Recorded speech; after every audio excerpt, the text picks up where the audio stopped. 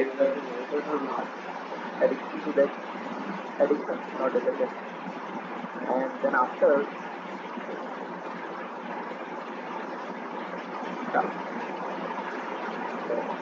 dependence to the फिर ठीक है, जैसे न्यूज वगैरह में दिखाते हैं वीडियो दिखाते से उसको जलाना, तो ऐसे जेस्चर्स को देखकर अडॉल्सन में क्यूरियोसिटी बढ़ती है, एक्सपेरिमेंटल होता है और ये सब शुरू कर देते हैं जो हमें नहीं कर सकते। Effect of alcohol on an individual, अगर हम लिवर पर बात कर रहे हैं तो कोलेस्टेसिस की कंडीशन हो सकती है, बाइल का सिक्रीशन हो जाएगा, हेपेटोमेगाली हो जाएगी, मतलब enlargement of liver, abdominal pain हुआ, अल्कोहलिक फैटी लिवर हो जाएगा, ग्रीसी येलोइश लिवर हो जाता है, ठीक है, फैट के डिपोजिशन से। अल्कोहलिक हेपेटाइटिस हो जाती है, हेपेटोसाइट्स डिजेनरेट करती है, मेलोइस हाइलाइन हो जाती है, हेपेटोसाइट सेल्स के अंदर इओसिनोफिलिक मास जो होते हैं वो डिपोजिट होना शुरू हो जाते हैं, एंड लिवर सिरोसिस हो जाएगी, अल्टीमेटली डिस्ट्रक्शन ऑफ हेपेटोसाइट्स। पहला इफेक्ट लिवर पर, दूसरा इफेक्ट आता है नर्वस सिस्टम के ऊपर, second is incoherent speech, most affected area is cerebellum, बड़ी का भी लगा दिया छोटी का। पर्सन की will power, judgement, self control, moral sense, emotions पर कंट्रोल, सबका लॉस हो जाता है। स्टमक पर क्या इफेक्ट होने वाला है, बेसिकली गैस्ट्राइटिस की कंडीशन हो जाएगी, एब्जॉर्प्शन जो होता है अल्कोहल का वो स्टमक में होता है, तो स्टमक की म्यूकोसा जो है वो इन्फ्लेम हो जाती है, ईसोफेगाइटिस कंडीशन हो जाएगी यहाँ पर, ईसोफेगस का इन्फ्लेमेशन हो सकता है, गैस्ट्रिक अल्सर्स हो सकते हैं, और प्रोलॉन्ग इनटेक से that will leads to gastric carcinoma, इसकी वजह से गैस्ट्रिक कैंसर भी हो सकता है, स्टमक कैंसर भी हो सकता है। किडनी पर क्या इफेक्ट होगा बेटा, फ्रीक्वेंट यूरिनेशन होगा, reduced reabsorption of water, dehydration condition यहाँ पर होगी, mild anaemia, osteoporosis, body is more prone to fractures and osteonecrosis of the head of femur होगा। हार्ट के ऊपर क्या इफेक्ट आने वाला है, कोरोनरी आर्टरी डिजीज हो जाती है, आर्टीरियोस्क्लेरोसिस और एथेरोस्क्लेरोसिस कंडीशन यहाँ पर होगी। प्रोलॉन्ग इनटेक से आरबीसी एनलार्ज कर जाती हैं, डब्ल्यूबीसी और प्लेटलेट्स जो है वो रिड्यूस कर जाते हैं बेसिकली। अल्कोहलिक मायोपैथी, मसल्स जो हैं वो अल्कोहल की वजह से स्वेल कर जाती हैं और उनके अंदर क्रेटिन फॉस्फोकाइनेज जो है उनका अमाउंट बढ़ जाता है। कॉर्टिसोल इंक्रीज करता है एक्सेसिव अल्कोहल इंटेक से, जिसकी वजह से बॉडी का इम्यून सिस्टम वीक हो जाएगा, ब्लड शुगर लेवल बढ़ेगा, डब्ल्यूबीसी का काउंट घटेगा और आरबीसी का काउंट बढ़ जाता है, ठीक है, immunity becomes weaker, immunity weak हो जाती है। एडीएच का लेवल घटता है जिसकी वजह से फ्रीक्वेंट यूरिनेशन होता है, थायरॉक्सिन का लेवल घटेगा, बीएमआर घटेगा, इससे ओबेसिटी होगी, बॉडी का टेम्परेचर जो है घट जाएगा, हार्ट रेट स्लो हो जाता है।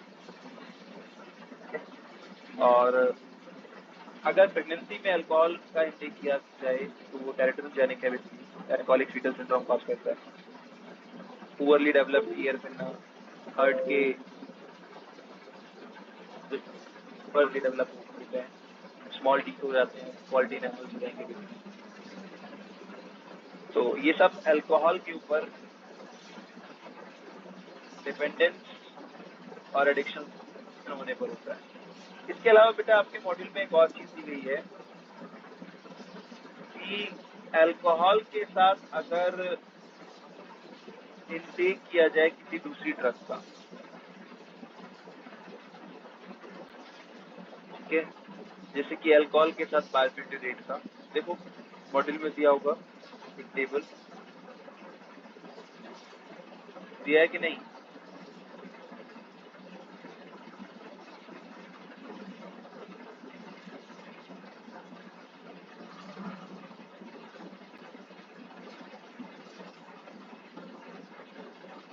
तो उसमें सबसे पहले बेटा मैं लिखवाने का उसको बता देता हूँ आपको, बस जो चार सबसे इम्पोर्टेंट है उनकी बात कर रहे हैं। अल्कोहल के साथ बेंजोडाइजापीन लेने से वो सीएनएस डिप्रेसेंट का काम करता है, ड्राउजीनेस कॉज करेगा और intensive sleep condition, basically mild sleep की जगह इंटेंसिव स्लीप। दूसरा, अल्कोहल के साथ डिस्प्रीन या एस्प्रीन का इंटेक दिया हुआ है।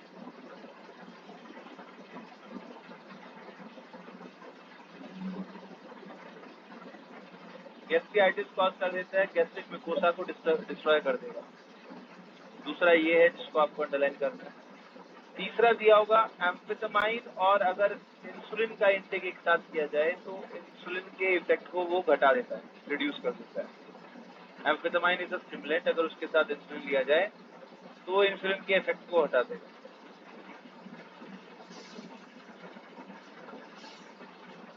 क्लियर? एक दिया होगा अल्कोहल के साथ कैनाबिनॉइड्स।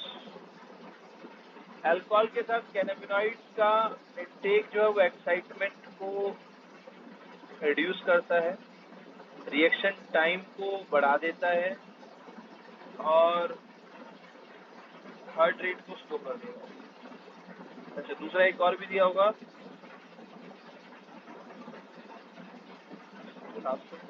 कोकेन।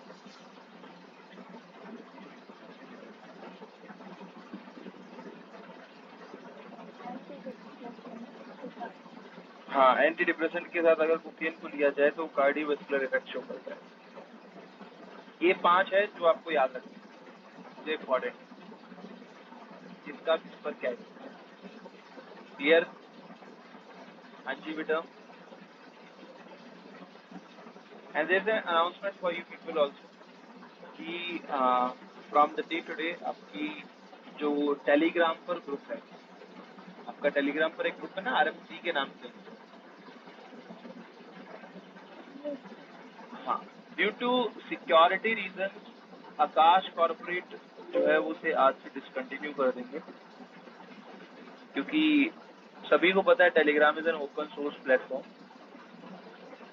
तो अब आप अपने डाउट्स कहाँ पर पूछेंगे, या आपका टाइम टेबल या आपको जो इन्फॉर्मेशन मिलती है वो कहाँ पर मिलेगी, तो सभी आपको MS टीम एप्लीकेशन पर मिलेगी बेटा। MS टीम्स पर आपका टाइम टेबल का ग्रुप अलग से बना हुआ है और जनरल इन्फॉर्मेशन जो है वो आपको जनरल ग्रुप में मिलेगी।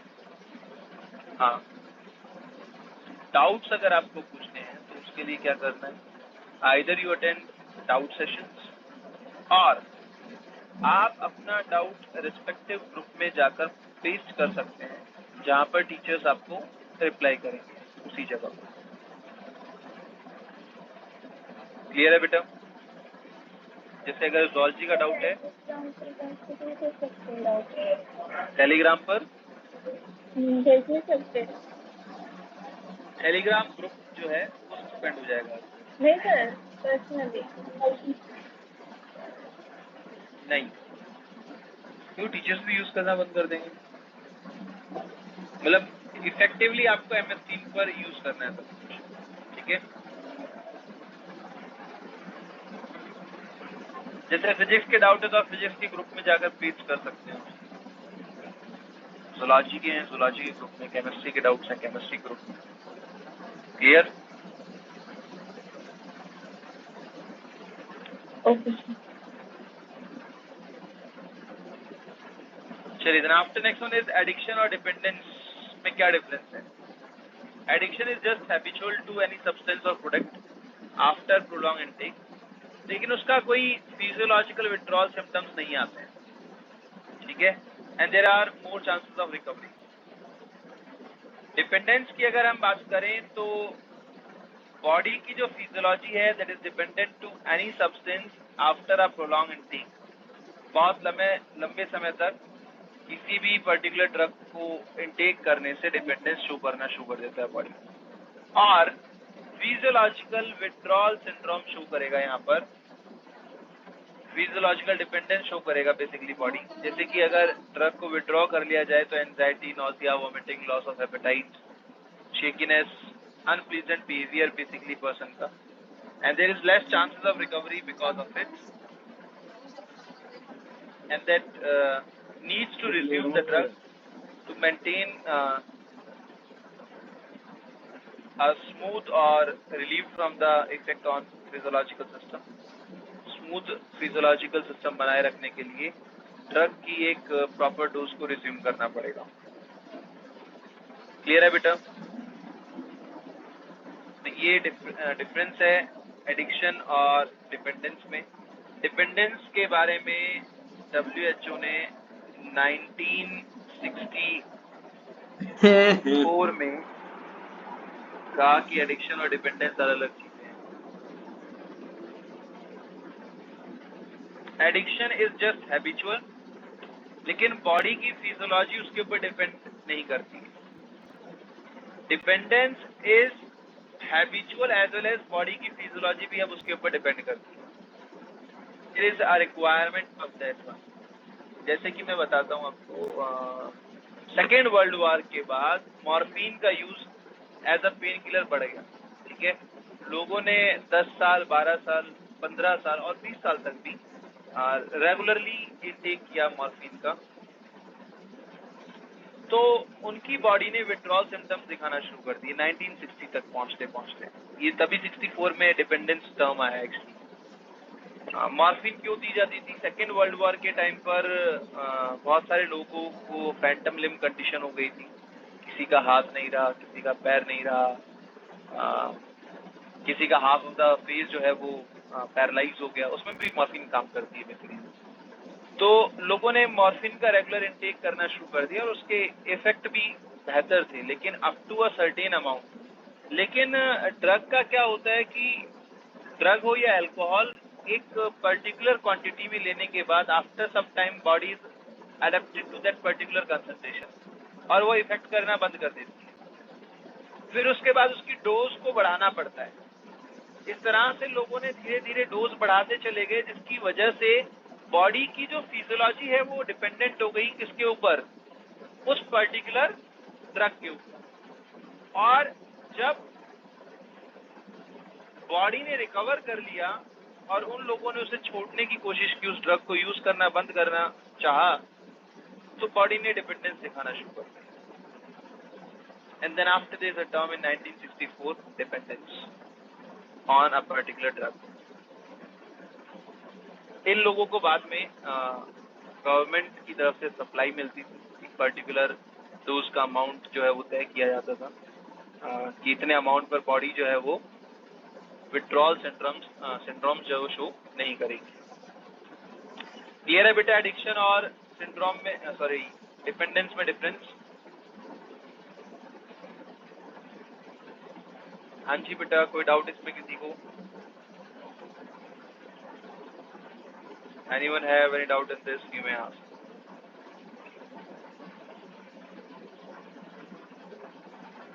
कोई डाउट बेटा?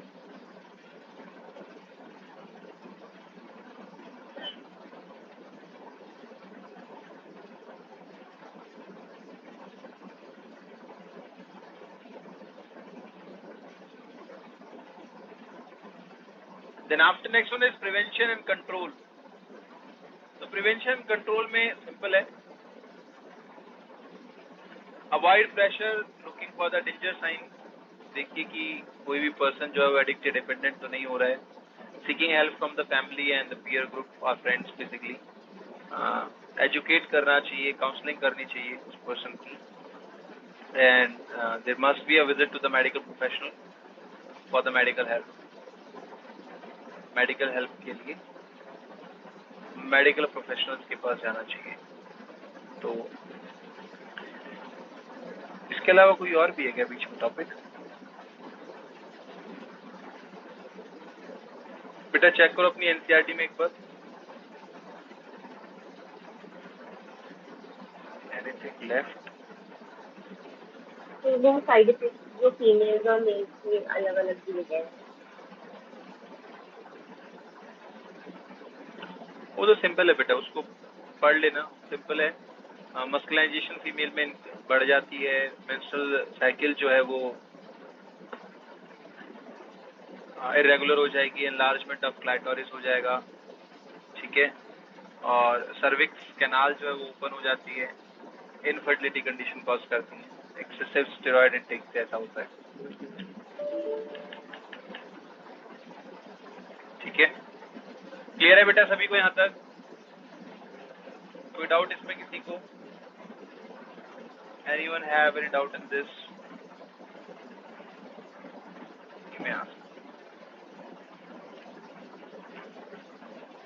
आपको कहाँ तक फाइल शेयर कर दी है बेटा मैंने इस चैप्टर की? 8 तक कर दी थी। तो कैंसर वाज नॉट शेयर्ड।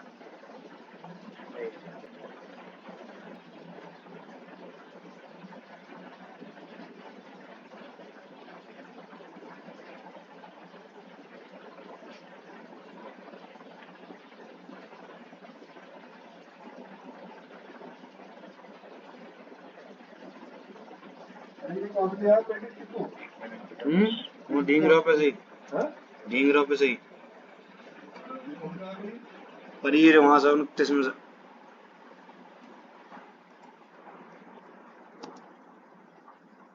तो 2 फाइल्स रहती है ना?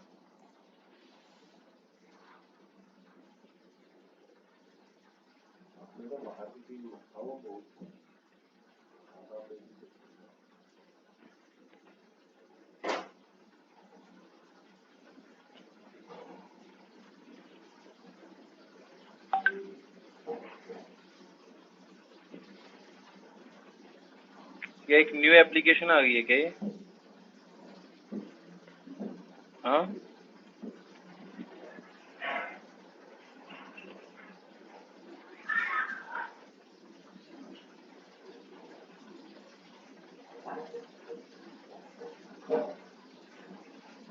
My student app is still working.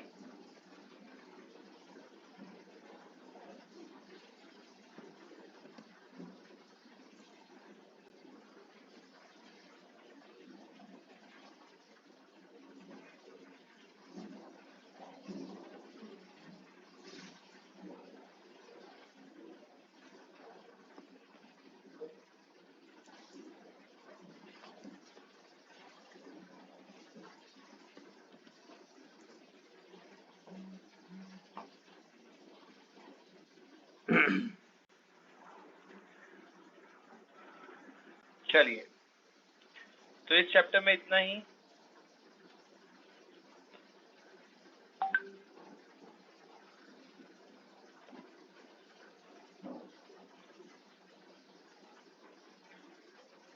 Let's start the next chapter, strategies for enhancement of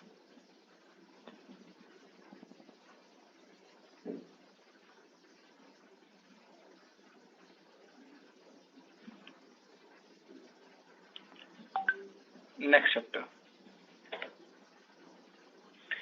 किसी को भी कोई भी डाउट है अगर उस चैप्टर में किसी भी क्वेश्चन में, तो आप पूछ सकते हैं। आपका EITS अभी नजदीक है। ज्यादा एम्फिसाइज करना बेटा इस चैप्टर में इम्यून सिस्टम पर, मैं नीट पॉइंट ऑफ व्यू से बोल रहा हूं आपको, इम्यून सिस्टम पर, एड्स एंड कैंसर के ऊपर, जो मेन सेगमेंट है, जो बीचों बीच है, और मलेरिया डिजीज के ऊपर। क्लियर? क्लियर है बेटा सभी को ये पॉइंट? हाँ। Next one is strategies for enhancement of food production.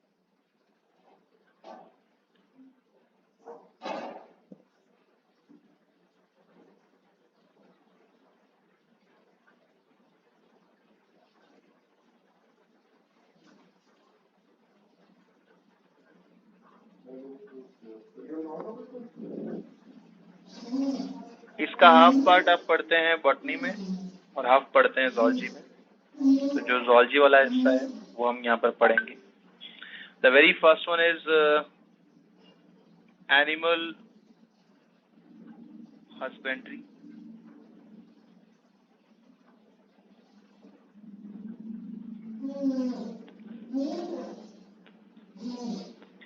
That is an agriculture practice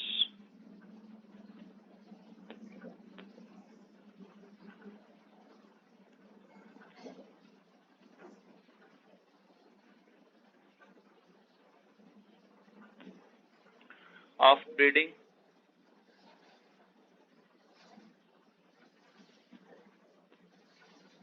and raising livestock. Agriculture क्यों बोला गया है इसको बेटा? Why it is named agriculture? ये एग्रीकल्चर प्रैक्टिस है। अच्छा, पहले क्या शुरू हुआ? डोमेस्टिकेशन ऑफ एनिमल्स या सोइंग ऑफ सीड्स, यानी कि एग्रीकल्चर प्रैक्टिस? Agricultural practice.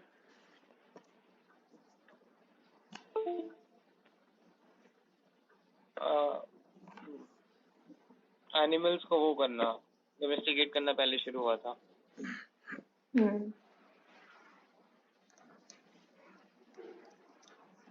हाँ जी, किसी और का कोई सुझाव?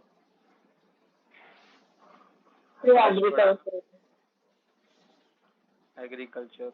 फलक, आदित्य पाठक, टिशा,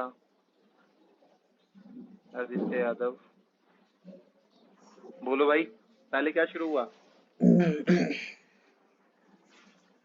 पहले डोमेस्टिकेशन शुरू हुआ जब ह्यूमन बीइंग ने एग्रीकल्चर स्टार्ट भी नहीं की थी, उससे पहले से डॉग जो डोमेस्टिकेटेड है।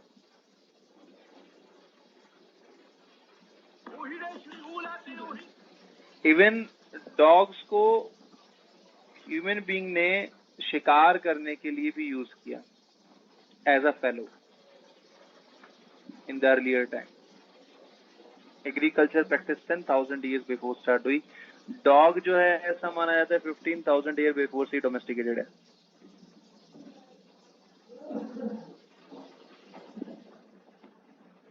Clear?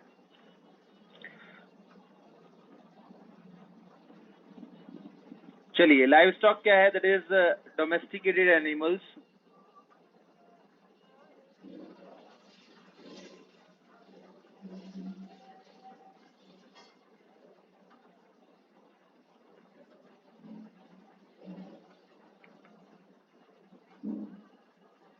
raised for our use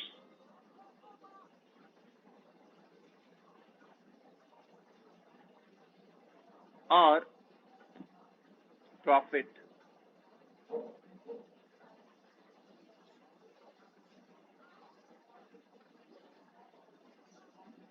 Collectively. अच्छा बताओ, लाइव स्टॉक बार्टर सिस्टम का हिस्सा थे कभी? Yes sir. Yes sir. Yes sir. क्या पढ़ा आपने 8th क्लास की सोशल साइंस में? 8th में पढ़ाया गया होगा ना बार्टर सिस्टम? 9th में पढ़ा। 9th में। चलो बताओ क्या पढ़ा था?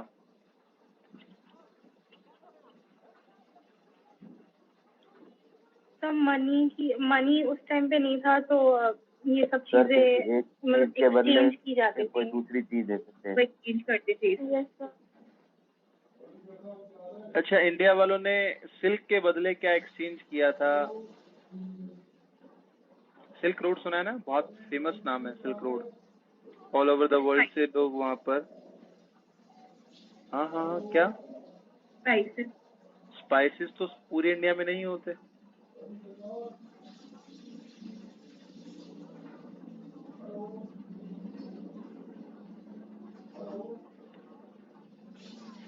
ये तो हमें एक बेसिक सी चीज है जो बताई जाती है कि स्पाइसेस को एक्सचेंज किया था हम लोगों ने। मसाले जो हैं वो साउथ इंडिया में होते हैं हमारे यहाँ पर, थोड़े बहुत गुजरात में और थोड़े बहुत राजस्थान में होते हैं।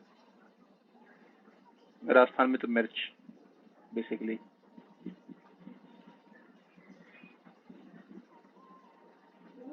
बार्टर सिस्टम में हम लोगों ने चाइना से जो कैमल्स हैं वो भी एक्सचेंज किए। इंडिया में जो कैमल्स होते हैं they are one hump, single humped होते हैं कैमल्स, इस तरह से, करेक्ट। लेकिन जो गोबी डेजर्ट है, गोबी डेजर्ट पता है ना सभी को,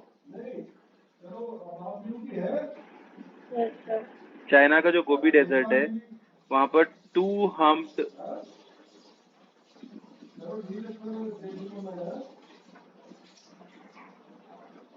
कैमल्स जो हैं वो मिलते हैं। तो इंडिया वालों ने 2 हम्प्ड कैमल्स को एक्सचेंज किया सिंगल हम्प से, लेकिन उनके जो कैमल्स थे वो इंडियन डेजर्ट में, थार डेजर्ट में आकर सरवाइव नहीं कर पाए, बहुत ही कम है, रेयरली 100 के आसपास अब बचे होंगे, ठीक है। सिमिलरली हमारे वाले जब उधर गए तो वो भी लीज सरवाइव कर पाए। चलो कोई बात नहीं, आगे पढ़ेंगे इसको। Recently domesticated animal turkey bird,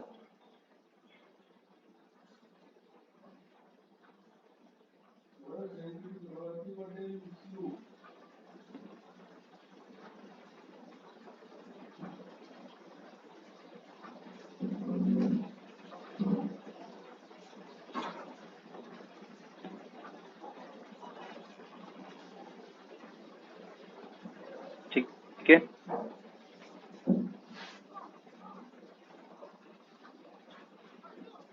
animals जो है products and by products,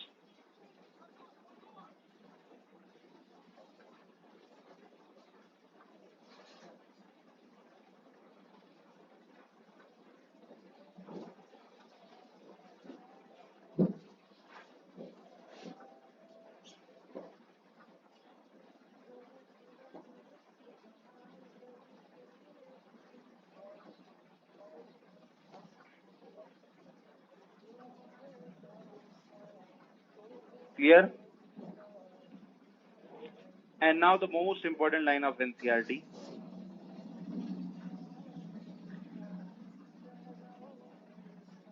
estimated that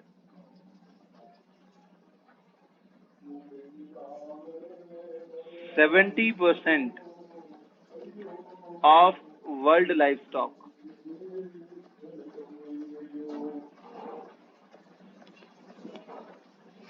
population जो है that is in India and China, but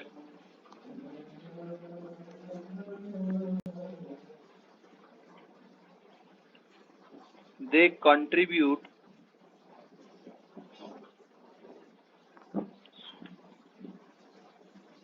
only 25%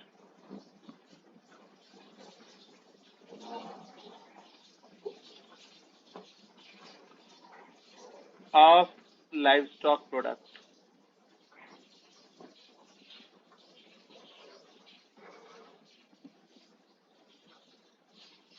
among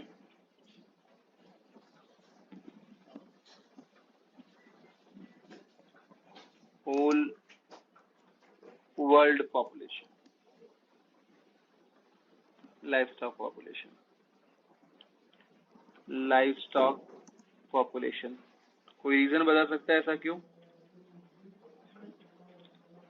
activity low productivity है। और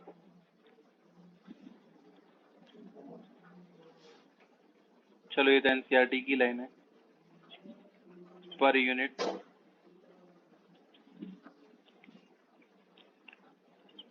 लो इन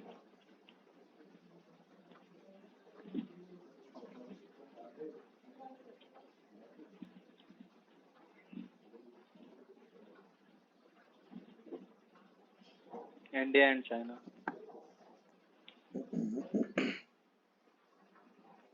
हमारे यहाँ पर एनिमल्स को रेज करने से ज्यादा उनकी मैच्योर्ड एज पर किल कर दिया जाता है। वर्ल्ड की सबसे लार्जेस्ट पॉपुलेशन कौन सी 2 कंट्री हैं? इंडिया का है ना। तो हमारे यहाँ पर लाइव स्टॉक प्रोडक्ट्स जो हैं, बाय प्रोडक्ट्स जो हैं, जैसे डेयरी प्रोडक्ट्स हुए, इसके ऊपर कौन ध्यान देता है? This is more about meat, flesh, eggs rather than milk and the byproducts. Clear? तो इशू क्या है, जल्दी से बताइए। प्रोडक्टिविटी पर यूनिट तो लो है ही, पॉपुलेशन भी बहुत बड़ी है। Next one is dairy farm management.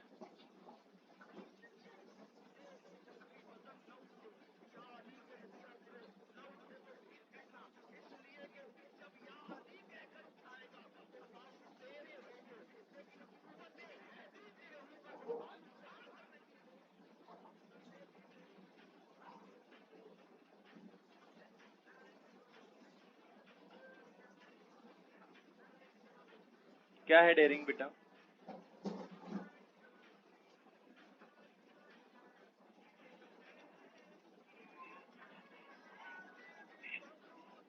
is domestication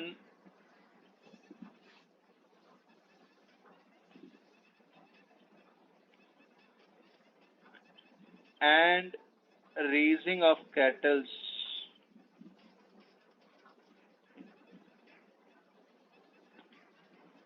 for milk and other byproducts.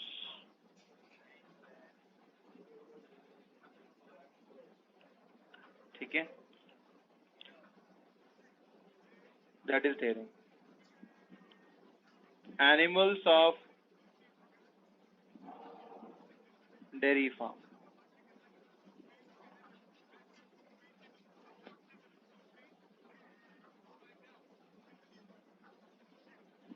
सबसे पहले है कैटल्स,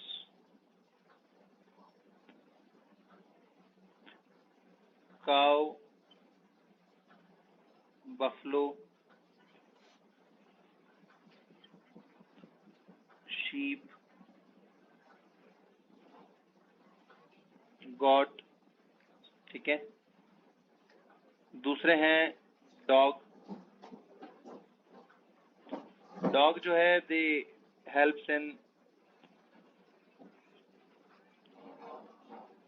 मैनेजिंग हर्ड। हर्ड का मतलब पता है सभी को?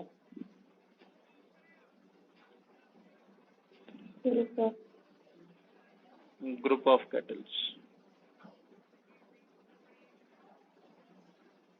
ठीक है,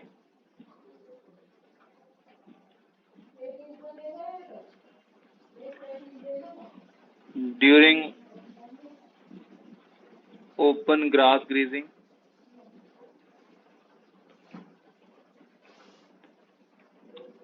and location change.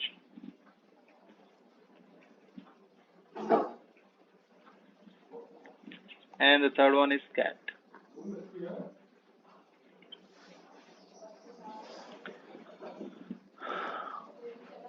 Cats जो हैं they basically used to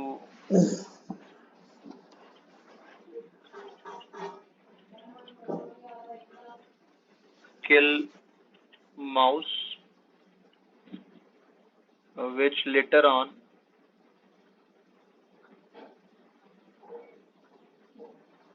fodder,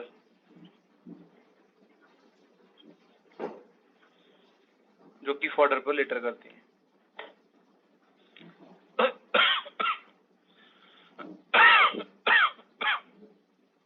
Sorry, just give me a minute.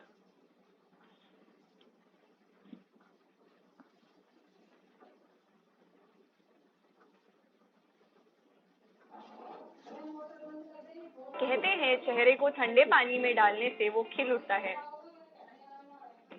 मुझे ये तो नहीं पता कि ये काम करता है या नहीं, लेकिन इससे मुझे ठंड जरूर लग रही है। पहले मैं बहुत सारे प्रोडक्ट और घरेलू नुस्खे ट्राई करती थी अपनी स्किन के लिए, बट मुझे अपनी स्किन और प्रोडक्ट समझ ही नहीं आते थे। ऐसे लगता था कि कोई स्किन केयर प्रोडक्ट बना ही नहीं जो मेरी स्किन को सूट करे। मेरे चेहरे पर डार्क पैचेस थे और मैं उनके लिए कुछ करना चाहती थी। तो मैं बहुत सारे नए प्रोडक्ट।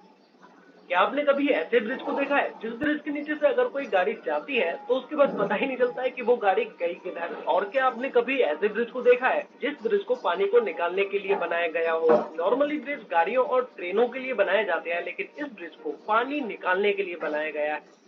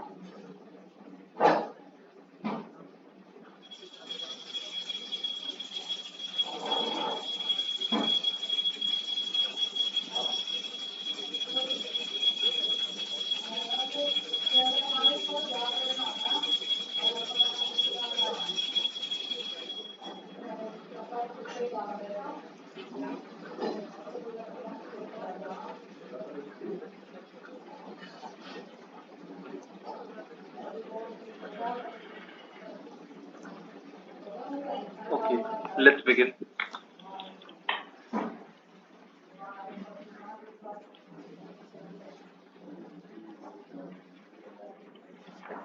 हाँ, next one है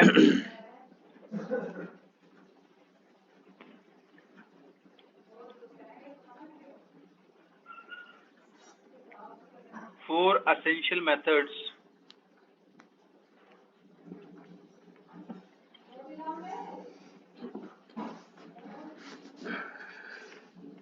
देखो सीरीज लिया एक livestock management.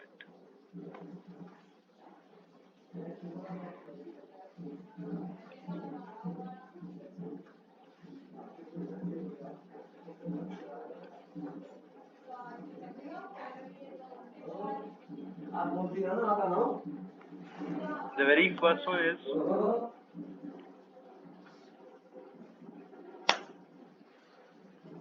चल आया ना breeding.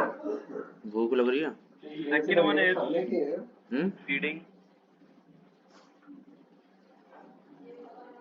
Third one is weeding. And the fourth one is feeding.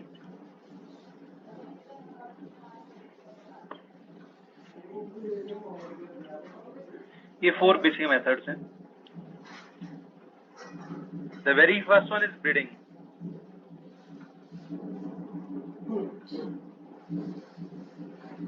तो breeding की process में there is selection of कहाँ से रहा है ना? ठंडी होगी 10 सॉस भी बढ़िया है इसकी नजर से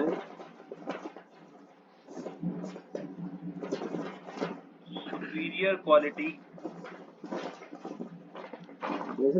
of male and महंगी female। पड़ेगी पेस्टी। ठीक है,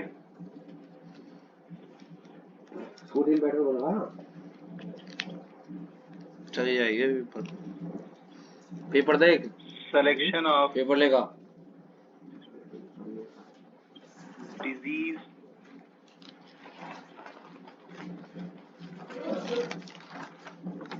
यार बे resistant मस्त रही है।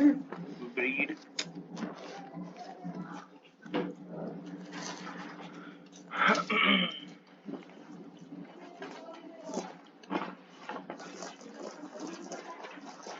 selection of ठंडी हो गई, मस्त लग रही है सब। adaptive breed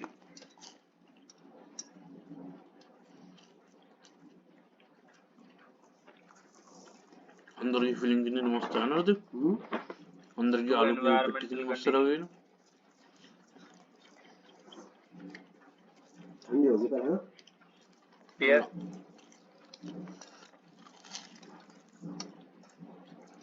ओवन में से गर्म हो जाएगी, ओवन है तो कहाँ selection of ओवन खाएं good खाएं ओवन। milching breed। तो ये कुछ बेसिक पॉइंट्स हैं बेटा। टाइप ना हो सकती है गर्म टाइप है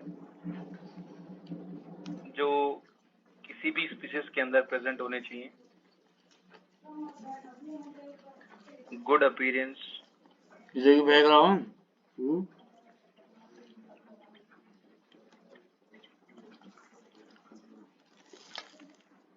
समोसे लगा तो उस पर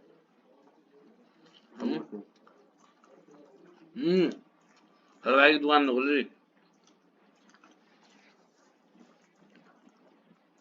मैं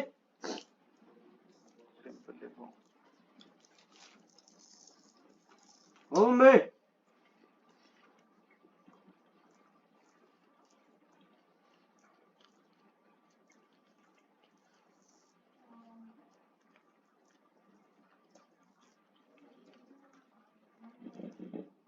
गुड अपीयरेंस वहाँ पर रिक्वायर्ड है ब्रीडिंग। तो कुछ बेसिक ट्रेट्स एंड कैरेक्टर्स हैं जो कि ब्रीडिंग के लिए जरूरी हैं। Second one is weeding.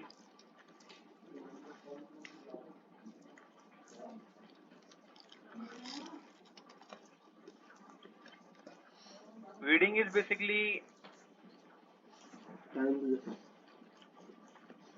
in dairy farm approach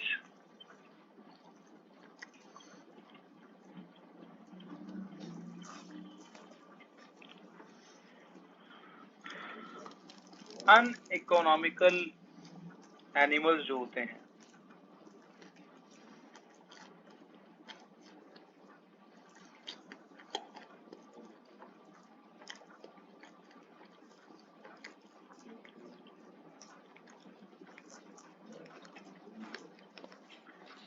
must be prevented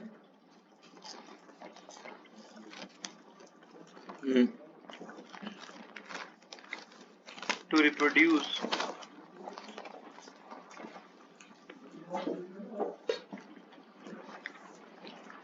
and मस्ती लग रही है बस।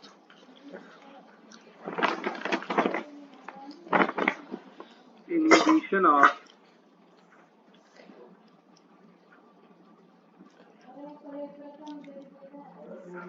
their next generation to appear।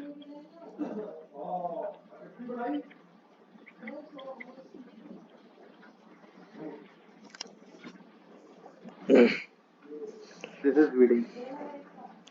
Third one is feeding।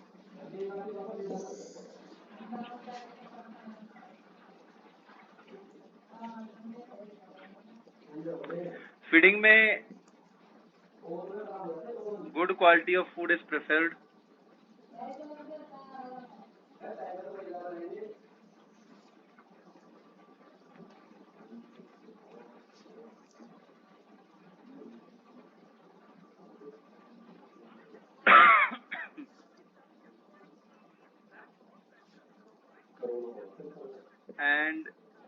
mixed in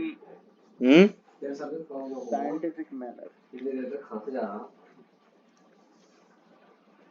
ठीक है,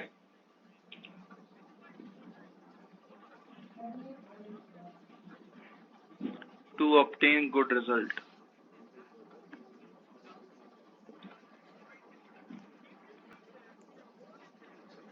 ठीक है,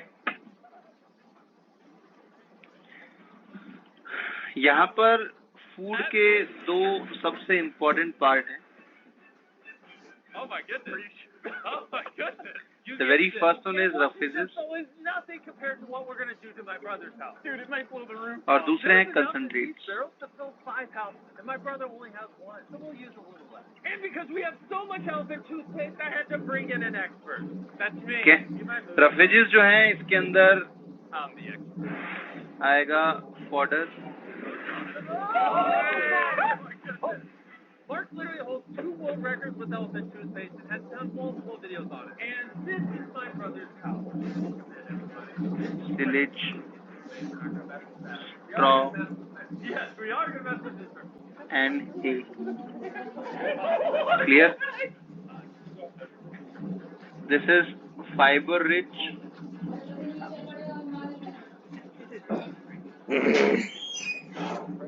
Required to But first we want to test things. avoid constipation Oh, I think so. I think so. and digestion related issues. Oh my.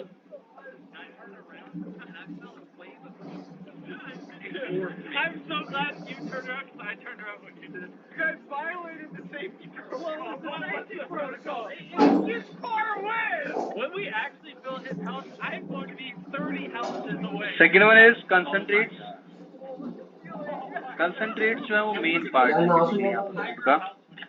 Not gonna lie, I've never been. Concentrates में आएगा Now that we got that out of the way, I gotta go check it on CJ. I need Oil to check the progress of sticky noting Brady's house. Pause. You might be confused why this said Brady's house is getting covered in sticky notes, when it's obviously Carl's house. Well, to not spoil my brother's Cakes. video, we couldn't tell Carl his house was being sticky noted. So, we're partners here. And he's किसी घर में गाय भैंस है? No, sir. अभी oil seeds, oil cakes तो आपको पता नहीं होगा फिर.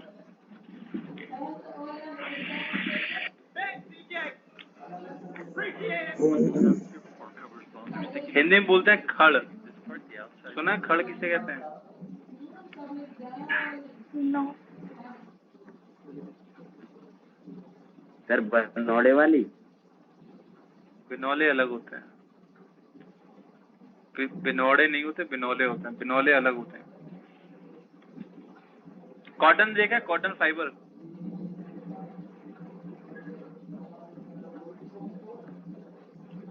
बोलो भाई. Yes sir. तो जो कॉटन फाइबर होता है ना, उसको जब अलग करते हैं तो उसके बीचों बीच ना एक सीड होता है. बीटी कॉटन की बात नहीं कर रहा हूँ मैं ना वाइल्ड टाइप की बात कर रहा हूँ. उस सीड को अलग कर लिया जाता है, उसको बोलते हैं हिंदी में Binola. That's a cotton seed. ठीक है, ऑयल सीड्स है basically. Why did I not even see that? I really genuinely. दूसरा मस्टर्ड सीड्स देखे हैं आपने? मस्टर्ड सीड्स को क्रश करके उससे ऑयल निकाल लिया है और जो रिमेनिंग है उसका बचा हुआ हिस्सा है बेसिकली, उस रिमेन को कंप्रेस करके और फॉर्म में कन्वर्ट कर दिया जाता है. कहते हैं ऑयल केक. और हिंदी में कहते हैं उसको फल.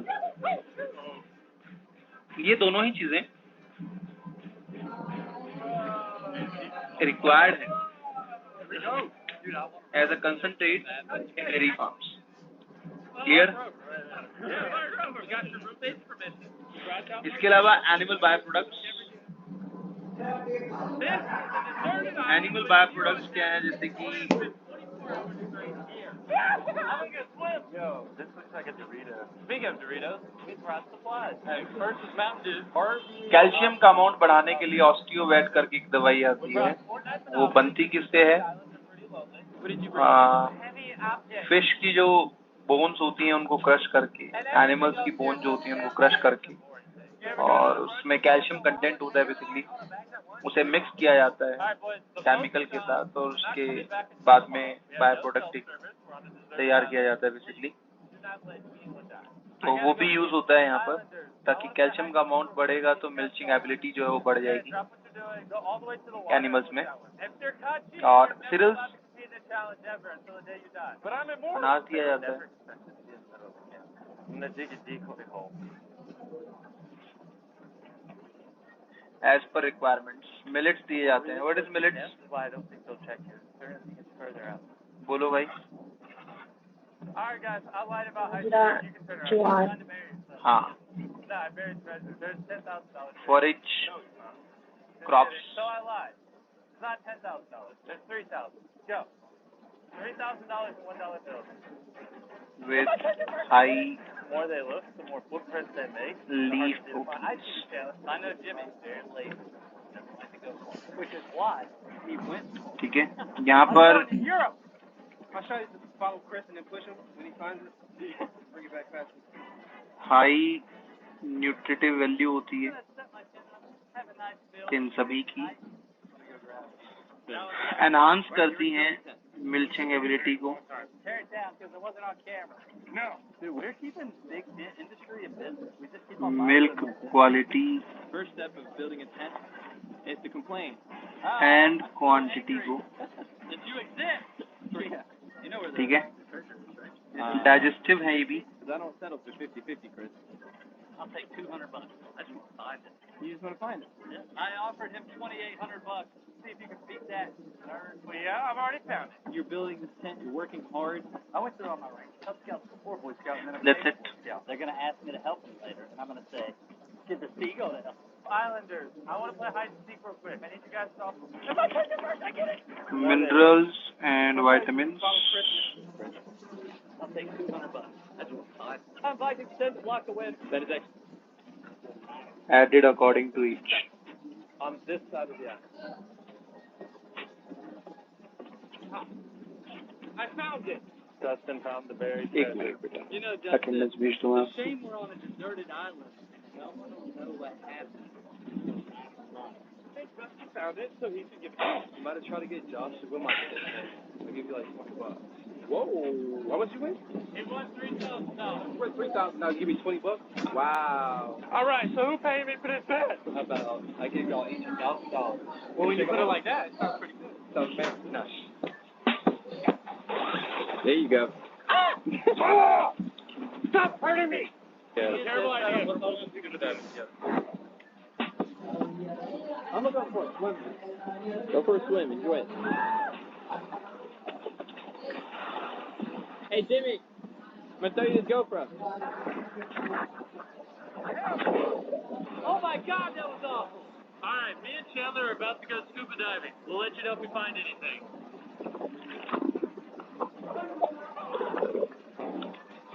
What is the date today? 7. All right, guys, we have a long treacherous journey. Yes. All right, guys, we have a long treacherous. Not catching up.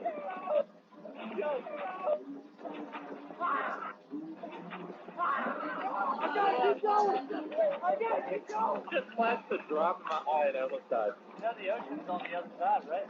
Of this. We could swim to Europe. So fast. Like a motorboat. Keep going. Yeah, where are you going? Let's go for it. Okay.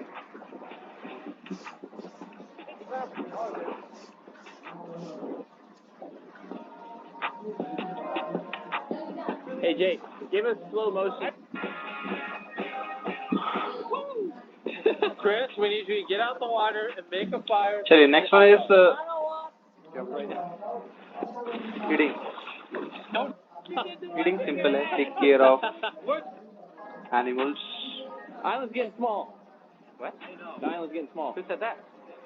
Mother Nature. What the heck, Mom? Guys, we gotta migrate that way. We build a moat. I'm not migrating anywhere. I don't know if this moat's gonna work. Hey, let's see it. Oh! Feeding की process It में worked. We need more basically moat. Pay attention. Guys, get to digging. Protect the village. Oh, another one. Oh, here he goes. And Just take your test. Taylor, drain it to the ocean. take care. Boy, that'll burn your thighs right there. It's working. It is. That's a big wall. Of kettles We survived. It's protected. We're doing in good. dairy farm. Keep digging.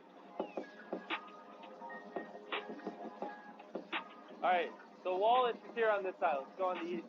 This area right here has got about 5 feet. We're good. Our next point By right here. An eye land, not an eye water. following methods. Who won? All the hot dogs in the world. ठीक है. And then we eat food? Nothing. Guys, now we're gonna. I heard you look like these things. The very first one is Oxygen. And everybody. Scout. Cub Scout. That's the first rule of Boy Scout. Cub Scout. general attention. Jimmy.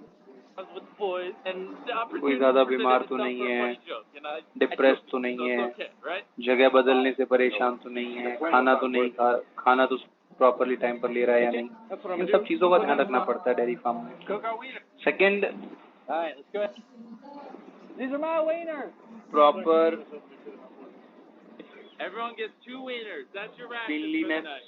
Wiener me up, Daddy. Chris, thank you. I'll be the first to say. You're welcome. And I don't hygiene. get much of those. It's gonna fall. अगर कोई भी disease affected animal है तो उसको अलग कर दिया जाता है basically. Go away. These are our wieners. What you doing catching buckets for me?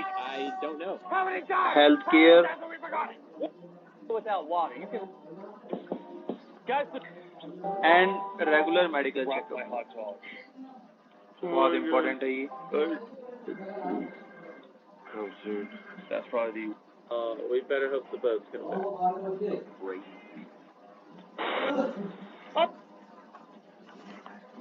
Boats are here. And the next one is Good news. The boats are here. regular inspection 68. Yeah, come on, guys.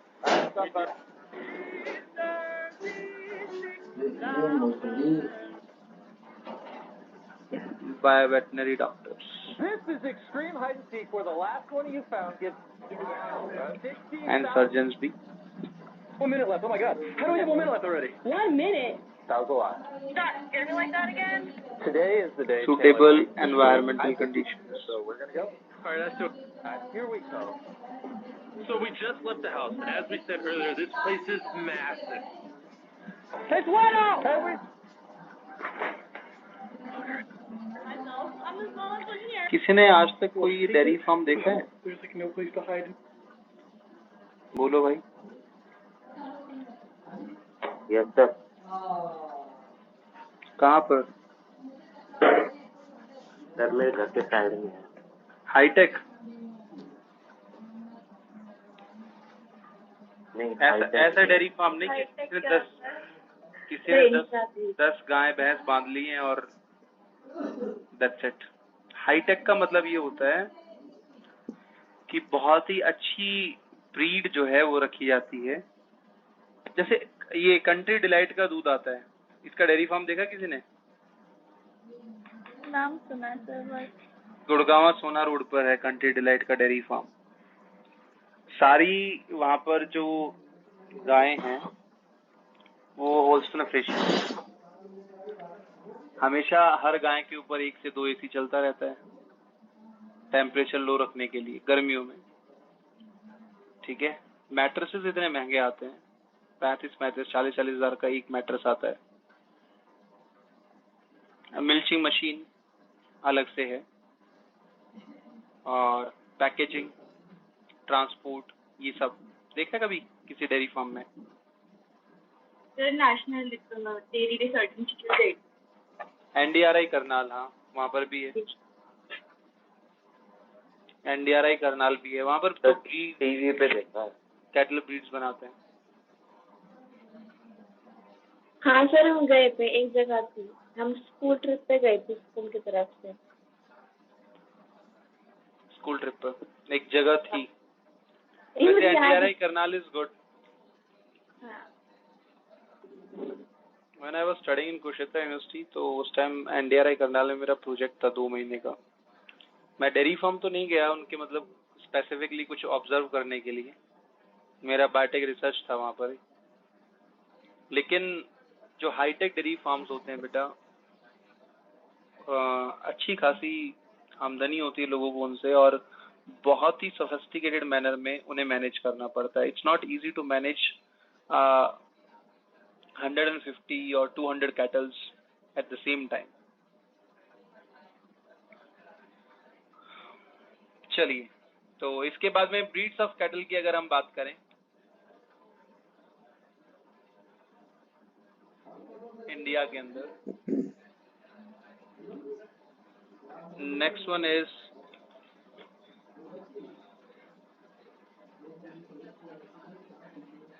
Breeds of cattle.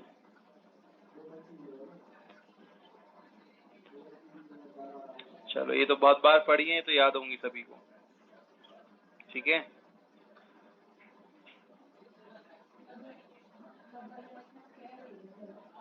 Basic trait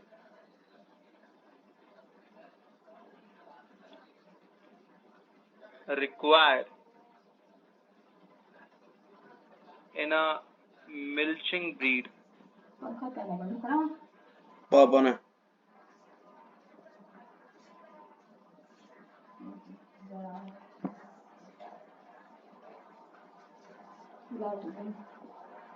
गए। The very first one is good quantity and quality of milk। Second one, tolerance to climatic condition।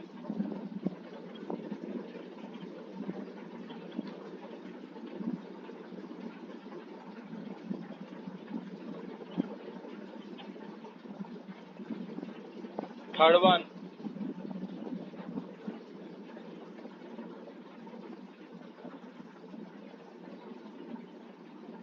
longer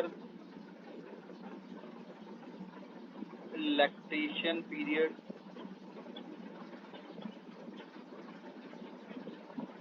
Fourth one, disease resistance।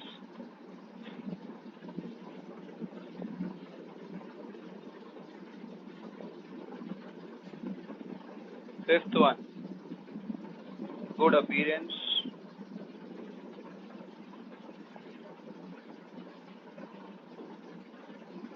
In general,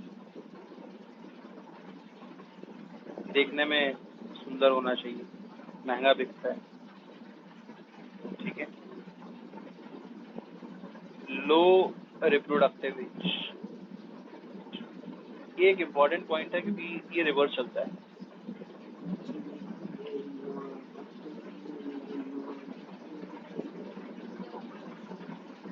reproductive age बहुत कम होनी चाहिए। ऐसा नहीं है कि किसी की रिप्रोडक्टिव एज 10 साल 15 साल है, उसे 10 साल 15 साल तक खाना खिलाए, वो डेयरी फार्म के लिए सही नहीं, क्योंकि ये इकोनॉमिकल बेसिस पर देखा जाता है।